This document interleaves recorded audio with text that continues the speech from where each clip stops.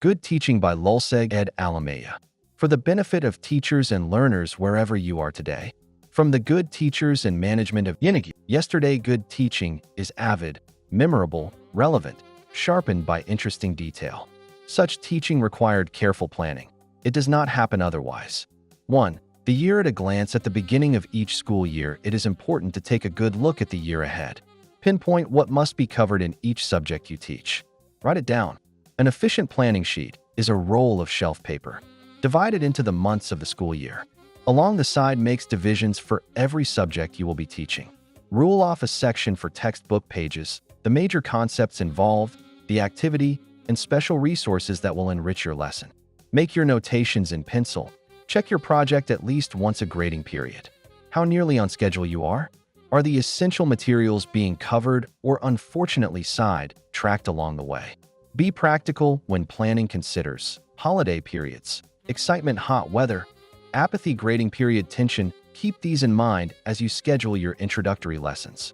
Vary your lessons and assignments. There are many ways to explore and solve the same problems.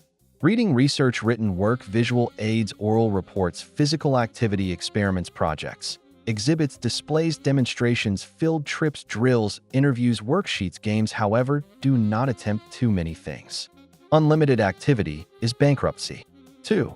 The weekly plan book. Weekly plan books are required by mass school systems. They provide a flexible framework for daily lessons and assignments.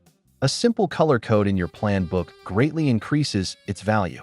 One glance at what was accomplished this week makes it easy to plan for next week. Blue. Completed lessons. Red. Material planned for but not covered. Green. The class needs more drills. Yellow. Highly successful lesson. Use this again. 3. Planning day by day. Daily plan sheet will give you room for detail. Draw up the schedule, lessons and assignments, materials you will need, equipment you will need, things to remember, things to collect, remind the class items. Punch the sheets of your daily plan for loose leaf notebook. Use dividers and separate the plan sheets by grading periods, months, or weeks. 4. Student assignment sheets. At every grade level, assignment sheets will help students organize themselves to approach their assignments with efficiency and purpose. These plan sheets can be photocopied. 5. Challenging assignments. Ask your students to solve problems in new, interesting forms. Involve them in the assignment. Be an author. Write a 3-paragraph description of yourself, your mother, your father, your early childhood. Be a rapporteur. Cover an historical event, a current events, a well-known event from a work of fiction. Include a headline, by line, date, line, lead paragraph, and 5 subparagraphs in your story. Be a political cartoonist. Editorialize an event, situation, or idea. Be an architect. Design and dwelling for a citizen of the past of another country, of another area. B. Ask interesting questions. What do the names Gondar, Aksum, Lalibela, Adawa, and Makau tell us of Ethiopia's past? Why do the nomads of eastern Ethiopia concentrate on cattle herding while the central and southern people live on farming? What happens when a cut gets infected? If all blood is red, why do people talk of blue blood? Planning variety is a spice of life and learning. Present your lessons in many forms. Films, lectures, experiments, charts, trips, visitors. It is true. You can a child of average ability and make him a prodigy with the right approach. Caleb Techno method and procedure are the only source basis of teaching, for without them creative ability has no chance. Andrew Goomes. You cannot elevate people by going down to their level. If they succeed in getting you there they will keep you, for it is easier to get you to stay down than for item to move up.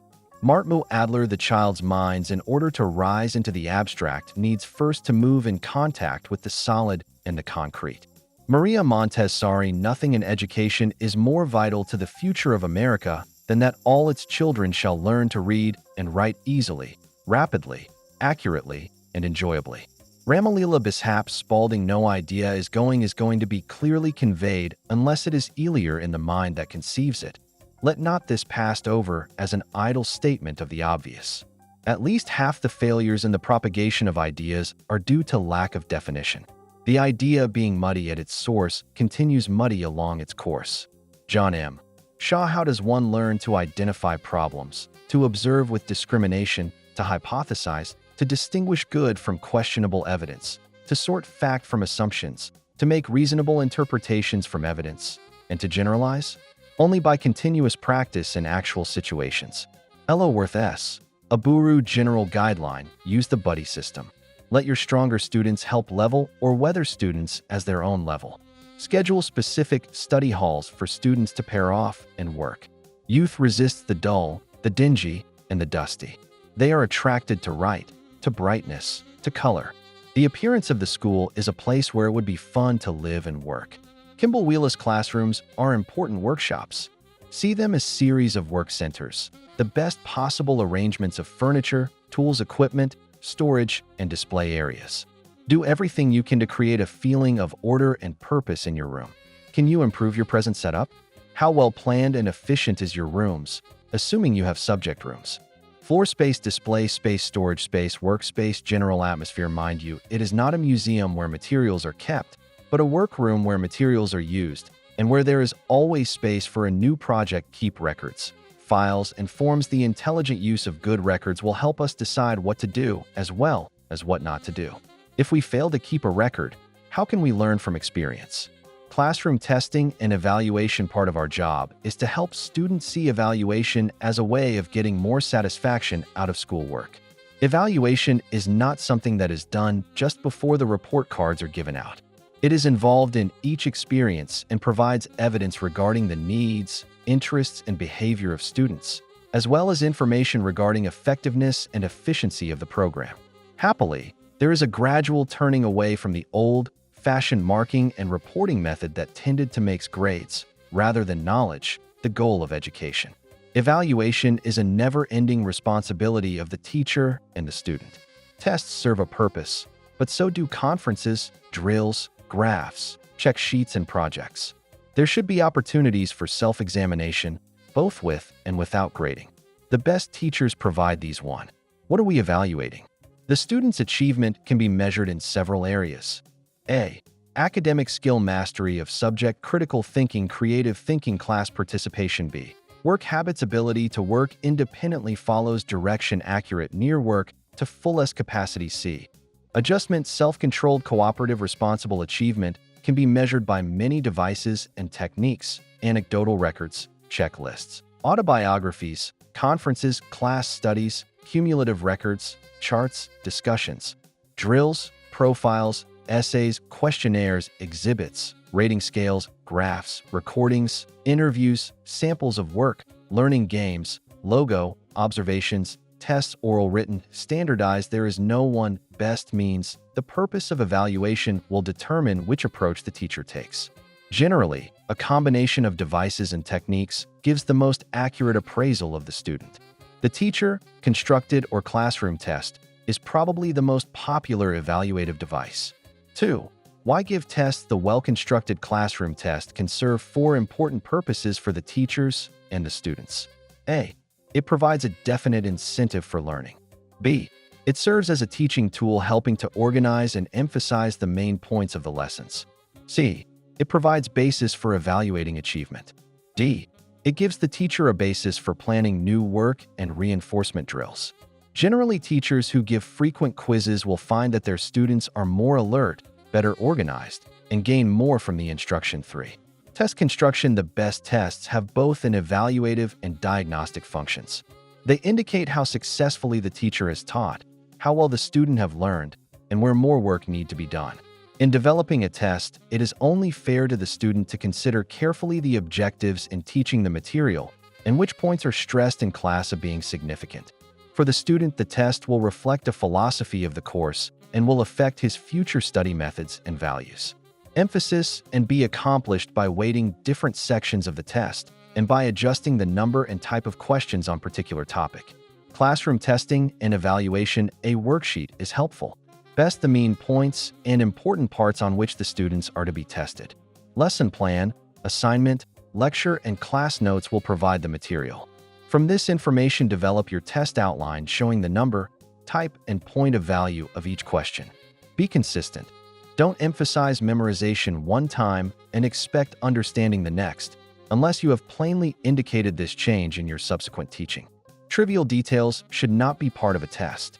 No trick or catch questions. Remember, the test reflects your philosophy of the course. 4. Essay versus objective tests. Much has been written with regard to the merits of essay and objective tests. In general, you will find that essay test can be more quickly prepared. It is for the most part free from guessing and requires the student to organize and reproduce his own thoughts. It can be an excellent learning situation. On the other hand, scoring the essay is more difficult and more time-consuming. It is also quite difficult to obtain reliability in scoring. The following techniques have been useful to experienced teachers. A. Have the students write his name on a cover sheet so you cannot tell whose paper you are reading. B. Prepare yourself for scoring by listing the information you expect on each question. You can easily determine how much of what you expected has been included in the student's answer. C. Grade the corresponding questions on all papers before going to the next question. There can be a tendency to require more or less information as you grade through the papers. The differential effect can be great. Scoring the same question at the same time would minimize this effect. Construction of the objective test is more time-consuming and it can be more easily and quickly scored. In fact, this can be accomplished by someone other than the teacher, the students. The main drawback is no provision for organization of thoughts and expression of understanding. Many teachers like to combine the advantages of the essay and objective test by giving sections of each in a single test. It is useful if teachers who cover similar materials each year keep a file of both objective and essay questions. It would be a simple matter to select and adopt the questions which apply to current classroom teaching. Tests themselves should be evaluated and an analysis made of the student responses. It is helpful to prepare a summary of errors made on each item. If most items relating to a teaching objective are missed, it may be due to inadequate instruction. If virtually everyone marked the question right or wrong, the question should be discarded as not discriminating. The test should provide questions with varying degrees of difficulty, so there will be an adequate range of discrimination between the poorer and the better students. For the test to simply measure factual knowledge is not enough. It must be so constructed that it will measure ability to apply and use the information and skills that has been taught.